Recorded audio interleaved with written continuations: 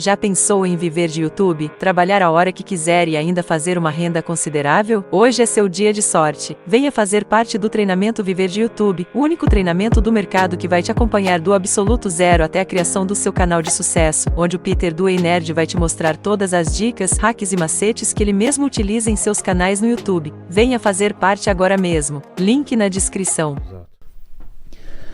Hoje, a gente entende dentro da neurociência e da psicologia comportamental que existe uma forma de você se vacinar contra o estresse. Porra, isso é interessante pra caramba. Que é o quê? Eu preciso saber disso aí. Não é, cara?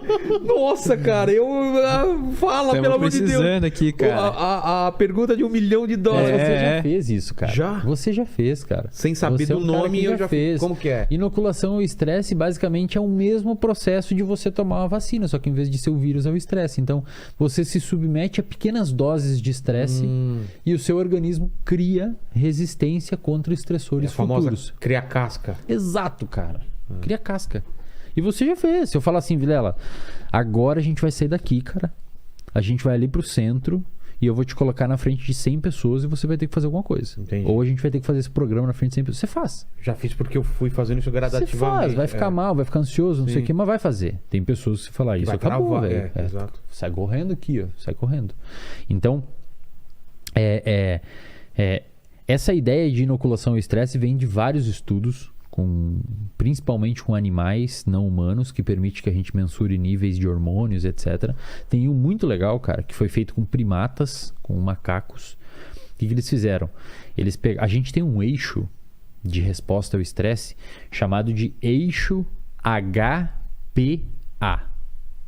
Repete aí, HPA. HPA. Isso. Chamado hipotálamo pituitária adrenal. Repete aí, Paquito. Hipotálamo, HPA, hipotálamo, Apicultura. pituitária e adrenal. Isso. Eixo HPA, cara. É um dos eixos mais conhecidos da nossa fisiologia hormonal. Talvez ou mais. Desde 1936, um sujeito chamado Rancelier, um fisiologista, ele percebeu que quando você submete um organismo a algum estresse, esse organismo tem uma resposta endocrinológica, isto é, dá uma bomba de hormônios ali quando você está estressado. O estresse, no caso aqui, a gente entende como, sei lá, vem um leão, entra um cachorro raivoso aqui. Todos nós vamos ter a mesma resposta hormonal. Tá. O corpo... Luta ou fuga. O seu corpo vai liberar adrenalina, o seu intestino vai parar. A gente sacrifica o Paquito. Joga ele no cachorro e fugimos. Beleza, eu tô vendo que você tá vacinado contra o estresse aí. Espero que seu cachorro esteja vacinado contra o estresse também, né? Pelo meu bem. Então, assim, esse eixo HPA, quando você tá estressado, um dos produtos da ativação desse eixo é o cortisol. Cortisol, todo mundo já ouviu falar alguma vez ou outra, hormônio do estresse, blá blá blá. O que eles fizeram com macacos, cara? Eles pegaram 2 grupos de macacos. Um dos grupos, a macaca estava grávida, nasceu um macaquinho pequenininho e eles deixaram normal. Tá. Outro grupo, esse artigo foi publicado numa revista chamada PNAS, uma revista muito foda americana. Outro grupo, eles pegaram um macaquinho pequenininho e eles submeteram o macaquinho a um pequeno grau de estresse, não nocivo, mas um pequeno grau de estresse, desde criancinha até a adolescência. Qual que era o pequeno grau de estresse? Eles removiam o macaquinho da mesma sala que a mãe por um tempo. Tá. Seria mais ou menos como um moleque ir pra escola. Tá. Tipo, muitas vezes a criança que vai pra escola no início ela não quer ir pra escola. Não quer. Chora no carro. Até hoje, meu filho tem dia que não quer ir, aí não acaba quer. querendo, mas não quer. Exato. Então o que eles fizeram? Vai ter que sair, vai sair, vai ficar um tempo sem a mãe. O que eles percebiam? Quando retirava longe da mãe, esse eixo de resposta ao estresse aumentava um pouquinho e caía quando voltava com a mãe, ou depois mesmo caía. Era pouco. Tá. Era uma dose relativamente controlada. Na idade adulta, eles pegaram esses 2 grupos e eles submeteram a um estresse. Aí, privação de comida, tinha que lidar com o odor de algum tipo de predador, algum estresse mais maior, importante, né? Exato. O que eles perceberam do ponto de vista fisiológico? Eles não conseguem medir porque o macaco não fala, né? Então não tem como perguntar. Mas do ponto de vista fisiológico, eles viram que aquele macaquinho que teve pequenos estressores na infância e na adolescência respondeu liberando menos hormônio do estresse. Quase como se pra ele aquela situação não fosse tão estressante. Fosse controlável. Por quê? Porque, cara, o organismo já passou por algumas coisas que não foram legais. É por isso que você olha muito, sei lá, você que tá em casa, seu pai, sua mãe. Cara, às vezes a casa tá caindo, sei lá, e os caras tão, Calma. tipo assim, levando, sabe? Os mais velhos são os mais... Fala, não, calma, já vai dar... Vai dar boa. E o cara tá, meu Deus, não sei o quê. Cara, já Mas passou, já criou repertório pra lidar com aquela situação. Hoje, muitas pessoas falam que é um comportamento estoico, né? Um comportamento estoico. Você, mesmo frente a uma tempestade, mesmo frente ao mundo caindo, você segue e continua fazendo as coisas que você precisa fazer. Porque, de alguma forma, você já entendeu que aquilo dali é passageiro, ou enfim. E o macaco que não tinha sido exposto a esses pequenos Bomba de estresses, cortisol. Bomba de cortisol. E olha que louco, E cara. qual é a desvantagem disso? Olha que louco, aí que tá, cara. Agora vai fechar um círculo de entendimento na sua cabeça e na cabeça das pessoas que talvez dê até uma certa euforia em entender isso. Tá. Um dos principais fatores de risco para o desenvolvimento de depressão é cortisol alto por muito tempo. Olha só. Cara, Então, cara, se a você... tendência é a gente ter mais gente com depressão hoje em dia. Porque Porque tá sendo super protegido. não lida com estresse. Daí Cara, qualquer faz coisinha... todo sentido. Pensa assim, isso é uma coisa que as Hoje pessoas têm mesmo, que... chegar meu moleque, já vou dar susto nele, cara. Bota fazer um ao vivo aqui, vai se estressar. O assim. cachorro hoje quase morreu, hein, filho? Tá bem, mas quase morreu. Filho, se acostuma aí, meu. Ele vai chegar, você vai buscar ele na escola e vai falar: filho, então, aconteceu um negócio, teve um terremoto, todos os seus brinquedos quebraram. Não, mas aí que tá. Eu sempre falo isso. O estresse, ele respeita uma curva que é uma curva de sino. É uma curva em U invertido. Então, basicamente, o que os neurofisiologistas e os neurocientistas mostram que estudam isso hoje é que, assim, você não pode ter pouco estresse é ruim pro sistema. Imagina você fazer um stand-up e você não ficar nem um pouquinho ansioso. Isso é uma merda, velho. Você não vai se preparar, não vai... Exato. Enfim. Agora, um pouco de estresse é funcional. Agora, se você estressar demais, a performance cai. Também é tão ruim quanto Pouco não ter estresse. estresse. Exato. Então, eu digo isso sempre pra galera que tá assistindo, né? Se teve corte sobre essa parte, bota esse finalzinho, esse adendo aqui pra pessoa não entender se é isso. Não é estressar a pessoa.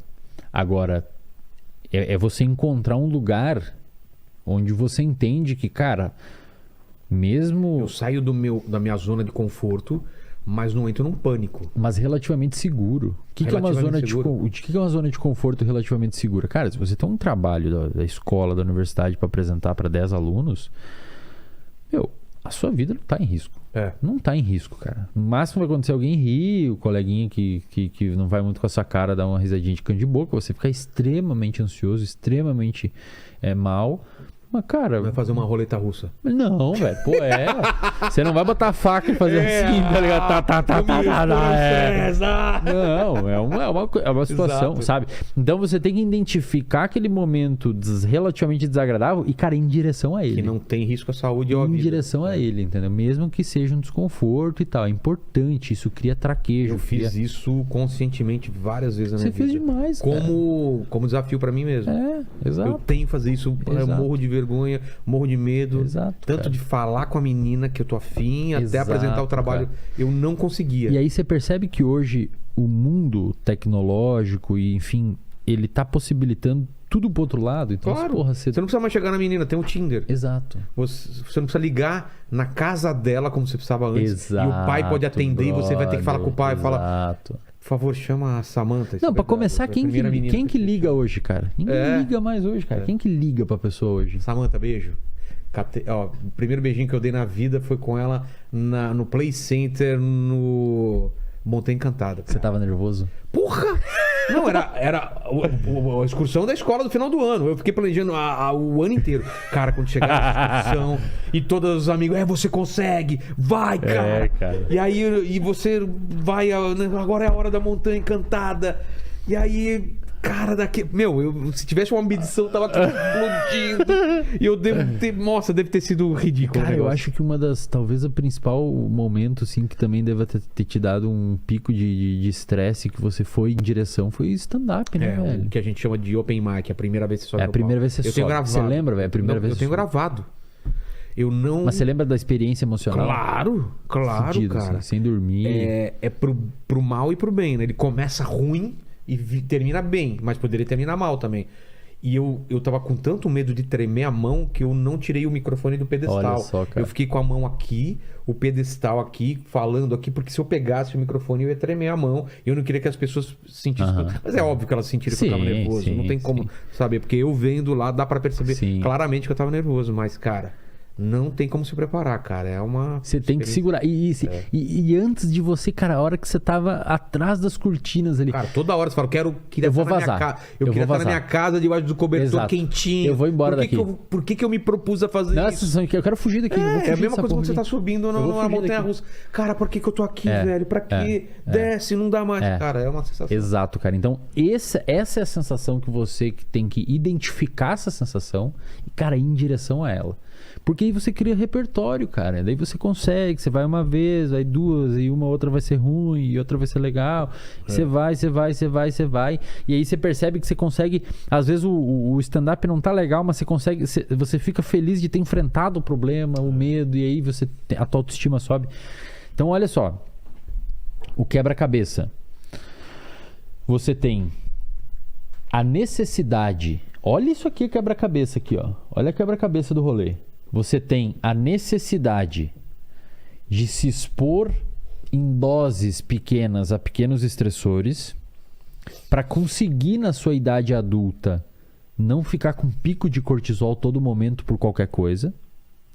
Ao mesmo tempo, hoje a molecada está cada vez se expondo menos. Então não estão criando repertório comportamental, que por consequência na idade adulta vão ter pico maior de cortisol por qualquer coisa. E um dos principais fatores de risco para depressão é o cortisol alto. Cortisol alto é extremamente tóxico para os nossos neurônios, para as células do cérebro, especialmente para os neurônios produtores de um neurotransmissor, a gente falou bastante no outro podcast, chamado de dopamina. Exato. Que tem a ver com motivação, buscar prazer, etc. Recompensa. Então o que acontece?